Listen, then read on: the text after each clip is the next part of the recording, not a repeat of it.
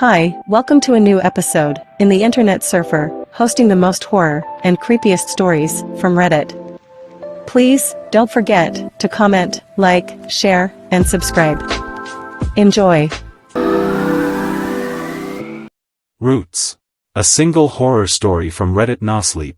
I did not get much sleep that night. I sat up, my mind racing with endless questions. What could it all mean? Where was his body? Could he still be alive? Was this some terrible joke? And where was Angela? If it was murder, why the noose? The thoughts swirled in my head, loud and unrelenting. Little did I know, some of these questions would soon be answered. The next morning, I woke up feeling like I had been run over.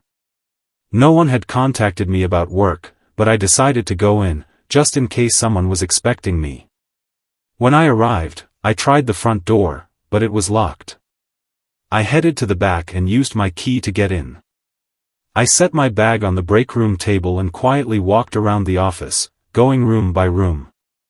I did not hear or see anyone, but something felt wrong. The air was thick and heavy, and the entire place seemed different. I told myself it was just the aftermath of last night's events. When I reached Dr. Lance's office, I slowly opened the door. I half expected to see him sitting there with a smile, asking about my weekend. If I had not been so frightened of him after Friday, I might have even wished to confide in him about his own disappearance. But the office was as empty as I had expected. As I scanned the room, something caught my eye on the corner of his desk.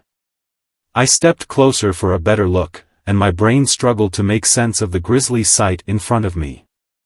It was a canine tooth crossed under a lateral, with a molar perched on top.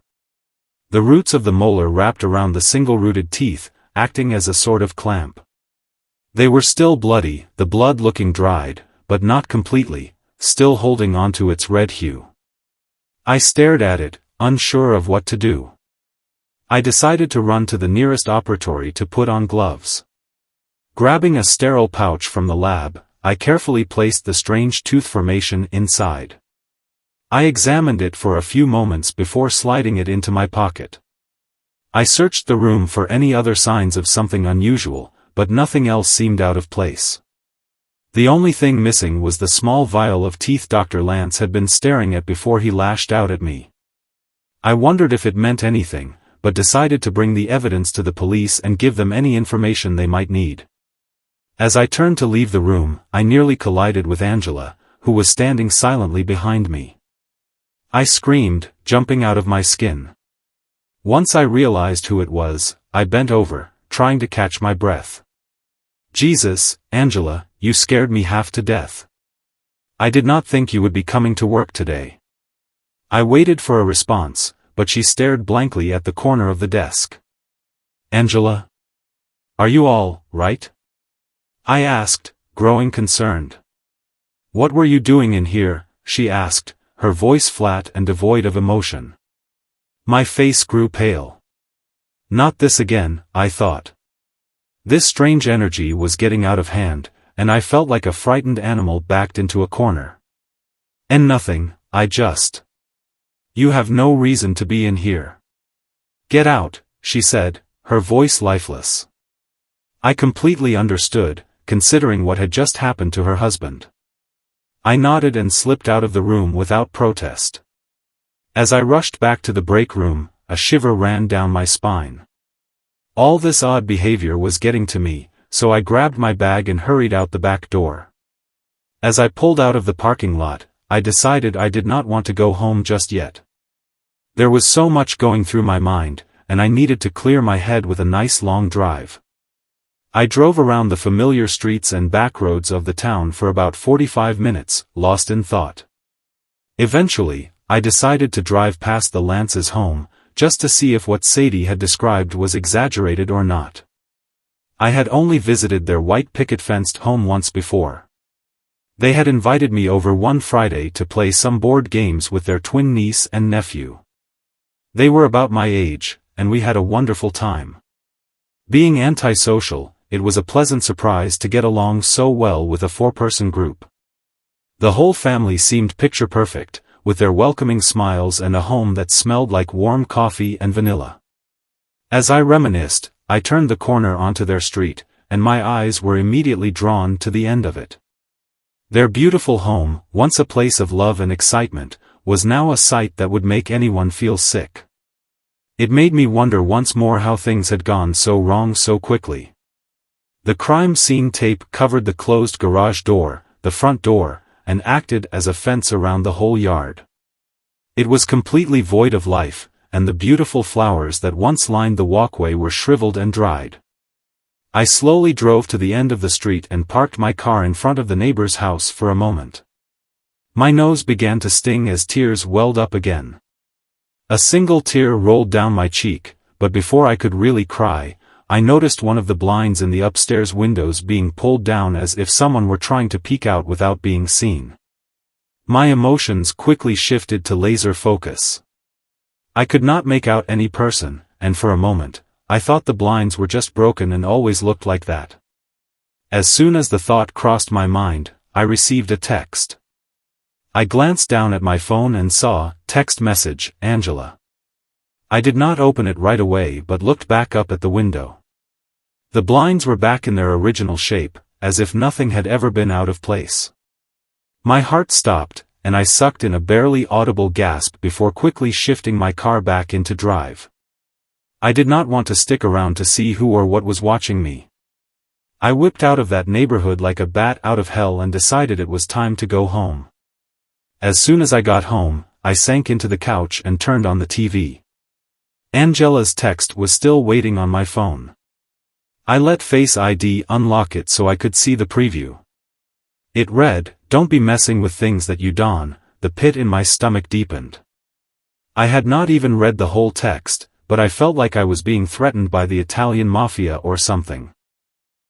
No, dude, I said aloud to myself. I was so tired of all this mess. At this point, I wanted to beg my previous boss for my job back. I would gladly take some Gossip Girl drama over whatever this was. I braced myself before opening the full message from Angela. "Do not be messing with things that you do not understand, Amelia. I need you to return what you stole by tomorrow morning. If it is not returned, sad things will happen. I am serious." Now, my life was in danger. I contemplated my next actions carefully.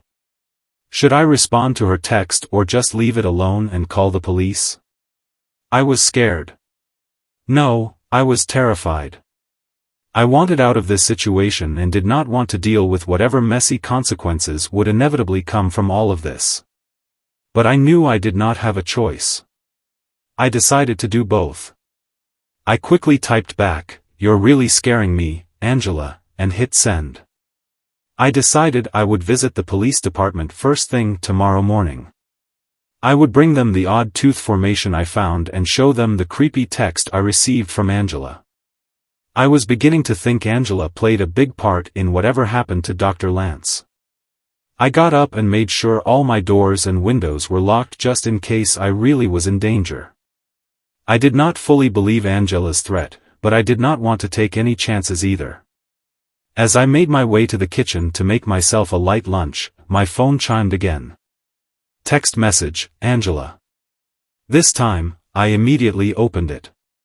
"This is much bigger than both of us.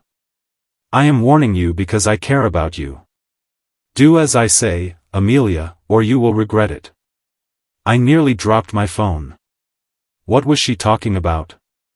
I decided it was time to turn my phone on Do Not Disturb. This was all too messy and too much for my brain to wrap around. I made myself a PB&J and turned on YouTube.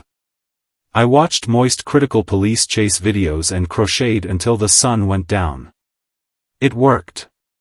I managed to wash my brain of the issue that had been haunting me, even if it was only temporary. Around 9:30, I took my dogs out and herded them into their kennels. Most nights, I let them sleep in my bed, but tonight I wanted them to stay in the living room so that if anyone tried to break in, they would alert me. I brought my katana, which normally hung on the wall for decoration, into the bedroom with me. I set it on the floor next to my bed and wrapped myself up in the comforter. Surprisingly, it did not take long for me to fall asleep, despite my current dilemma. The constant stress must have been wearing on me. It was 3:30 on the dot when my eyes shot open. I did not hear or feel anything out of the ordinary, so I was not sure what had woken me. My eyes drifted to the alarm clock, and I lay still and silent, just to make sure it was not an intruder. But my dogs were quiet, which meant I was safe. I let out a deep, sleepy breath and rolled onto my side, ready to drift back to sleep. That is when I heard it, a plastic-sounding scrape coming from under the bed. I froze, straining to listen. The floors were wood, so I thought one of the dog balls was rolling around with a draft, something that happened from time to time. But what I heard next was unmistakably horrifying, an impossibly deep, nearly demonic-sounding breath, like the sound CGI dinosaurs make in movies when they are quietly hunting their prey. My skin turned to ice, and my whole body went rigid. "Amelia, is it?" A deep, whispering voice came from directly beneath me. I could not move, let alone respond. I heard it shift slightly, but it did not sound like a person with rustling clothes, it was more like plastic beads rolling on the floor. Something crawled up the wall and gently placed itself over my forehead. It felt like a snake-like tentacle, covered in hard bumps. I whimpered, paralyzed with fear.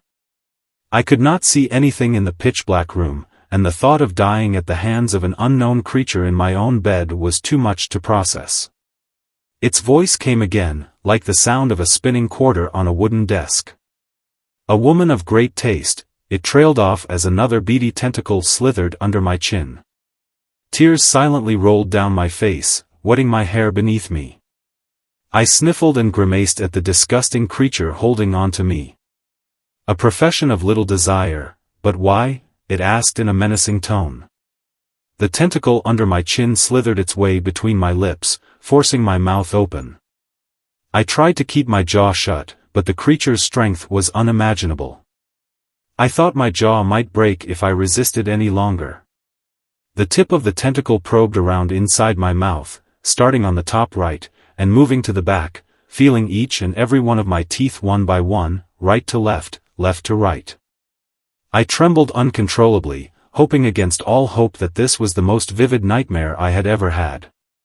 When it reached the lower right side of my mouth, the tip of the tentacle perched itself on top of my last molar. With one quick tap, I felt the tooth crack, and I screamed in agony. During my 4 years as a dental assistant, I had learned that each tooth has somewhere around 70 nerve endings, and I felt each one of them screaming for help. The tentacle flicked upward, running itself from my soft palate, causing me to gag, to the back of my front teeth. I continued to cry in pain as it caressed my face with the now slobbery tentacle. "Return what is not yours, and you will never have to see me again. I do not want to turn any more of those pearly whites into a problem." As it spoke its last words, it slowly released me. I heard the beady creature recoil under the bed as the right side of my face throbbed. I needed medical attention or painkillers, but both were far out of reach for the same reason: I could not force myself to leave the bed. So, I lay there, frozen, staring at the ceiling in silence until the sun came up. At some point, I managed to curl myself into the fetal position, quivering uncontrollably. I would have stayed there forever in shock if my dogs had not started whining and scratching at their kennels. This was their normal morning behavior, their reminder to Mom to get them breakfast. Slowly, I unfolded myself and sat up, scanning the room for any Cthulhu-like creatures, but of course, everything was in its place. I carefully scooted to the edge of the bed, where the door handle was waiting for me. I reached for the handle, opened the door without taking a step off the bed, took a shaky breath, jumped off the bed, and ran to the living room as if something were on my heels. I looked around and finally accepted that I was safe. I opened the 2 kennels and gladly welcomed the excited kisses from my dogs, their fuzzy bottoms giving me a small rush of serotonin. Once they were taken care of, I grabbed the stupid tooth formation from the counter and made my way to the office once again. I did not even change out of my sweatpants or my stained PJ shirt. I looked exactly how I felt. I pulled into the office parking lot to find it was empty once more. I unlocked the back door, flung it open, and hustled to Dr. Lance's office. I placed the sterile pouch containing the creepy teeth on the desk and quickly made my way back to the exit. I did not look around for anything odd or try to gather any more clues. I was done. I never wanted any reason to have that thing off again. I did not care if Rode Lance's body was superglued to the wall. I did not see anything. I quickly drove to the prompt care clinic a few blocks away and waited for a couple of agonizing hours before I was finally seen. When they brought me back, I explained that I had broken a tooth by biting down on an almond. The lie was stupid, but I could not think of anything else. They took an X-ray, and when the doctor came in, he looked peppy, but I was not feeling it. "Looks like you had a rough night," he said with a small chuckle and a big white smile. "Yeah," I grumbled, trying not to act like a total jerk. "I was looking over your chart and X-rays." "You bit down on an almond?" he asked, as if it were unbelievable. I nodded, wondering why he was questioning my story. I thought it was the most believable I could produce. It is just that the tooth cracked in an incredibly unique way. I have never seen a crack quite like this. I am no dentist, but we do get our fair share of tooth infections and fractures on the weekends. I quickly followed up, "May I see?" "I work in dental." I was nervous, wondering how badly this thing had messed up my mouth. "Sure thing," he said, pulling up the X-ray software on the monitor in front of us. When he opened the periapical, I was floored. As I mentioned earlier, I have been reading X-rays for about 4 years.